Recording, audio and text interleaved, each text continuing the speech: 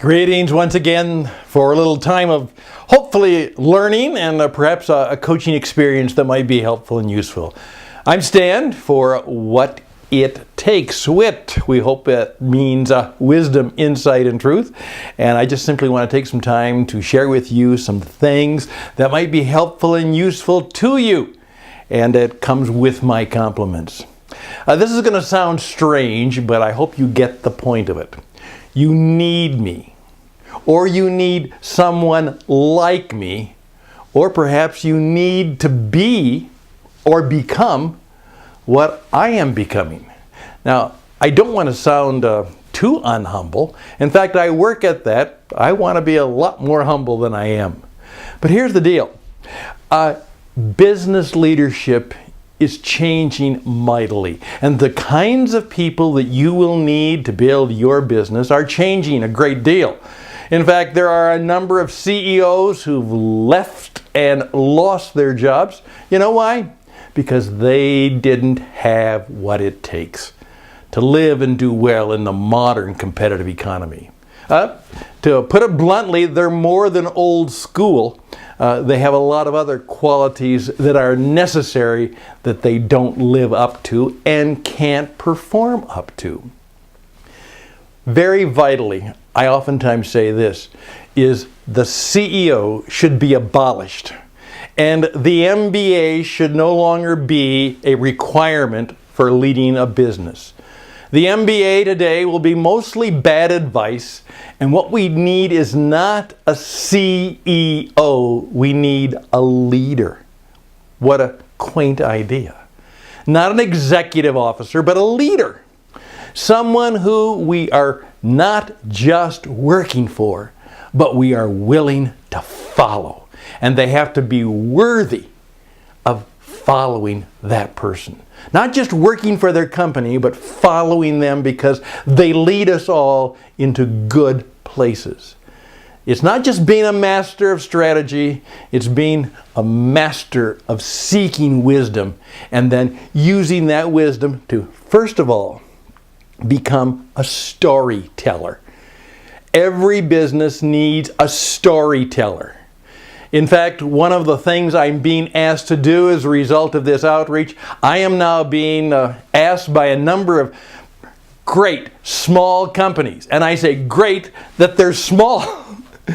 And they hear about that idea. And they're asking me, because I have some of the skills, Stan, would you produce a story for us? Would you be our storyteller and tell our story, and then we can put that in our advertising and on our website?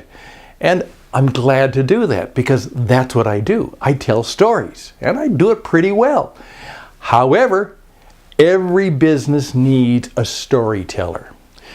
As I point out, Richard Branson has said that if you want to be a freelancer or an entrepreneur or a business owner, if you're not a storyteller, you will not be successful because storytelling is the only effective means of communication.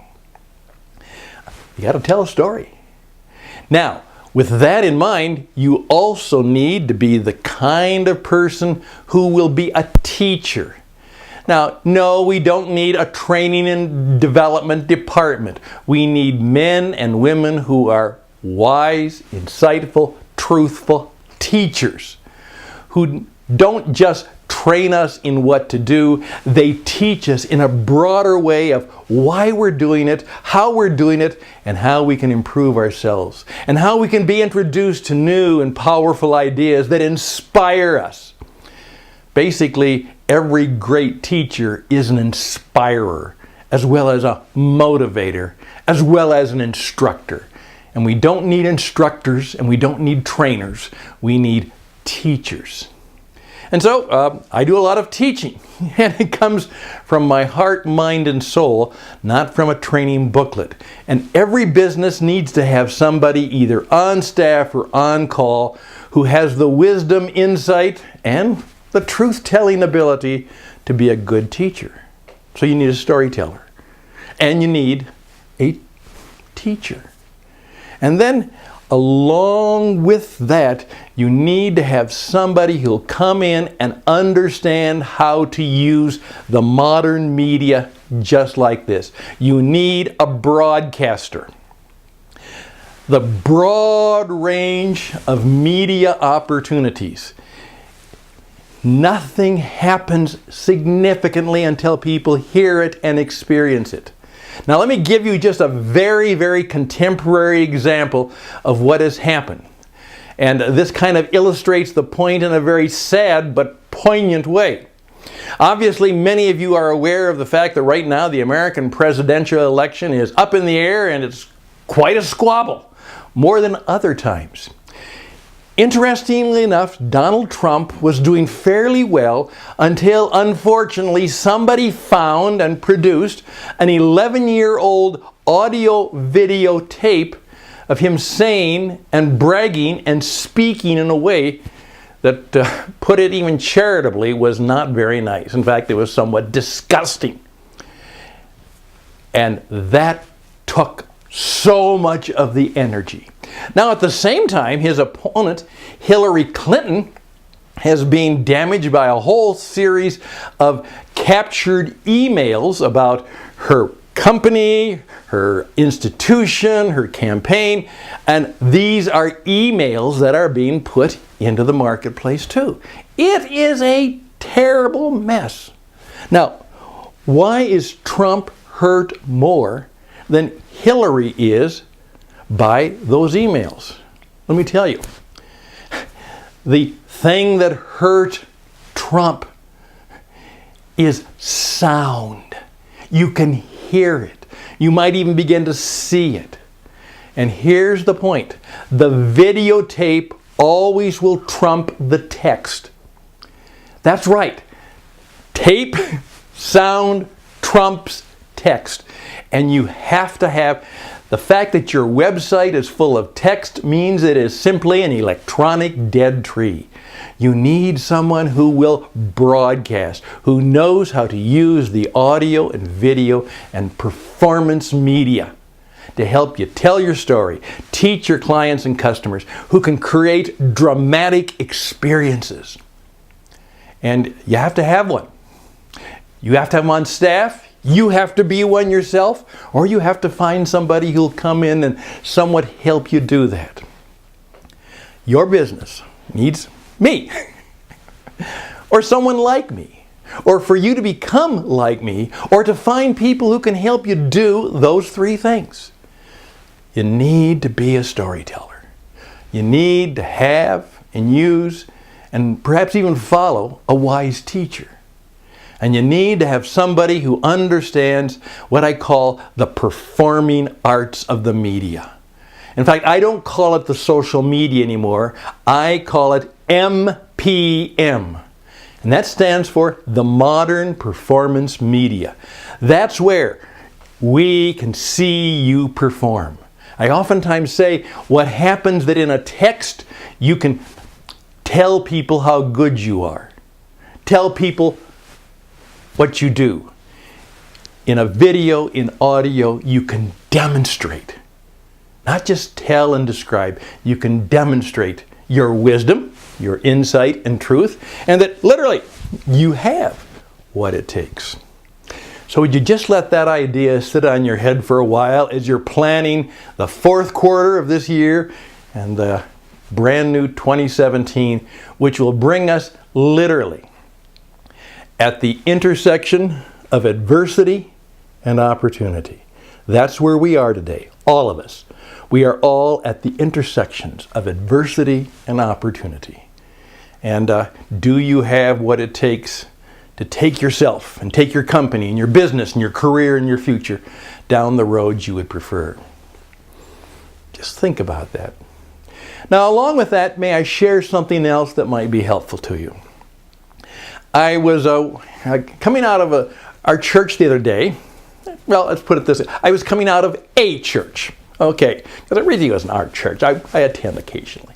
And we were talking about the person who had just given the sermon.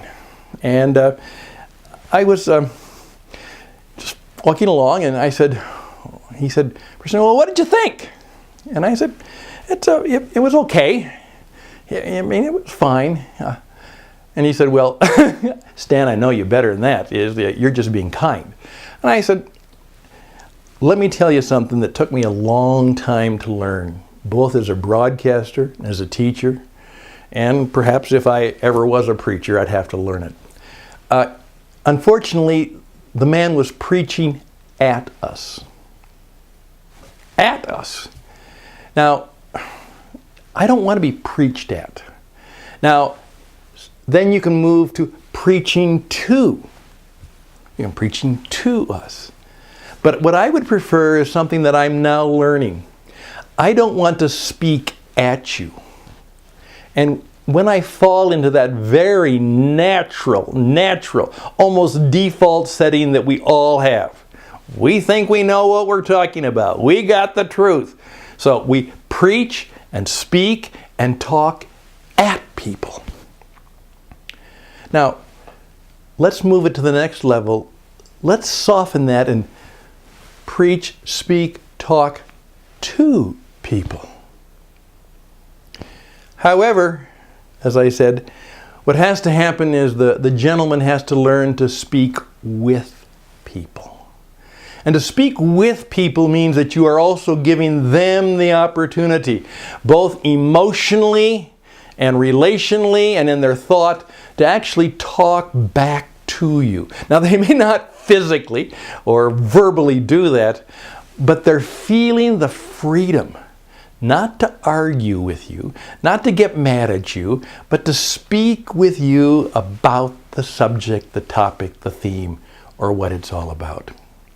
So again, could I just ask you to think about that? And it's just something that has come to me recently in a few years, and I'm always trying to say, am I teaching and speaking at? Am I teaching and speaking and talking to? Or am I teaching and speaking with? With is best. I would also like your help. I've been trying to discover what are some of the things that we need to do to help people more and more in the classes and courses that we do. And here's what I've discovered. There are a lot of people who are going through some really bad times now. I was just on the phone today, and the lady said, when I told her a little bit about some of the things that are going on, and she said, you know what, Stan, everybody I ask has so many things in life and business and the world that aren't working well for them. A lot of people are in that, can we make it? Can we do it? And so that is the situation we're at. And what I would like to do is I would like to ask you to help me create a class for people on this kind of subject. How do you survive a personal shipwreck? I mean, something really, not just a problem, not just a small inconvenience, but when something really goes bad, you find yourself on the rocks and your boat is gone and you're in the water and it's deep and you might drown. A lot of you have gone through that, either in relationships or who knows, a physical problem, a disease, career, business. You're shipwrecked. How do we survive personal shipwrecks? Now, I'd like to create a course on that, and I've got a number of my own experiences, but what I'd love for you to do is a number of you could help teach that class, because you have some stories and some strategies and some skills and some wisdom, and you know a little bit about what it takes to survive a personal shipwreck, and I would be very, very happy to have you be a part of that class and course, to at least share your story, maybe even be on the story, actually tell it, be on the air, be on the radio, be on the television, be on the online course going around the world. How do people, good ideas to help people who are going through a personal shipwreck, how to best survive that. Now, if you've got some wisdom on that, I would love to hear from you. I'd love very much for you to teach me some things and to help both of us together teach others and speak with them and have them speak back to us. Well, there we go. Just 3 things that are on my heart, mind, and spirit at this midweek. And I would be grateful if you would consider them and keep in touch. I'm Stan Hustad, and now you know a little bit more about perhaps what it takes. All the best and blessings. Peace be with you. Bye for now.